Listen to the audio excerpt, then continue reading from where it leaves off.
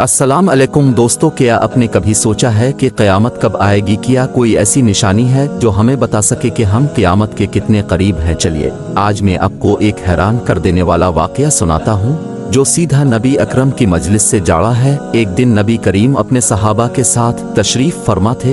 बातें हो रही थी, ईमान की रोशनी फैल रही थी। इतने में एक देहाती आया, सादा सा, मासूम सा, और दिल में एक बड़ा सवाल लिए वो सीधा रसूल अल्लाह के करीब आया और बड़े तजस्सुस से पूछा, आ रसूल अल्लाह, क़यामत कब आएगी? लेकिन नबी मोहतरम ने कोई जवाब ना दिया। अपनी बात में मशगूल रहे। मजलिस में मौजूद लोग एक दूसरे की तरफ देखने लगे। कुछ कहने लगे शायद रसूल अल्लाह ने सुना लेकिन पसंद नहीं किया, और कुछ बोले नहीं, शायद उन्होंने सुना ही नहीं। वक्त गुजरता रहा, मगर फिर अचानक नबी अकरम ने अपनी बात मुकम्मल करने के बाद इरशाद फरमाया, वो क़यामत के बारे में पूछने वाला कहाँ है? देहाती फौरन खुशी खुशी बोला, आ रसूल अल्लाह, मैं हाजिर हूँ। और फिर नबी करीम के वो हैरान कर देने वाले अल्फाज आए जो आज भी हमारे दिल को झंझोड़ देते हैं, जब अमानत उठ जाए तो क़यामत का इंतजार करो। देहाती हैरान हो गया। इसने पूछा, आ रसूल अल्लाह, अमानत के उठने का क्या मतलब है? तो नबी करीम ने वो बात कही, जब मामलात नाअहल लोगों के सुपुर्द कर दिए जाएं तो क़यामत का इंतजार करो। आज जरा अपने इर्द गिर्द देखें, क्या हम ईमानदारी और दियानत का वही मेयार देखते हैं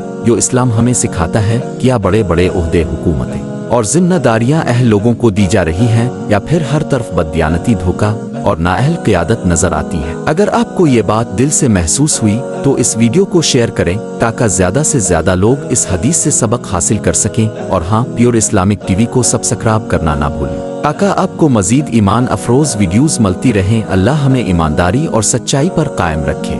आमीन।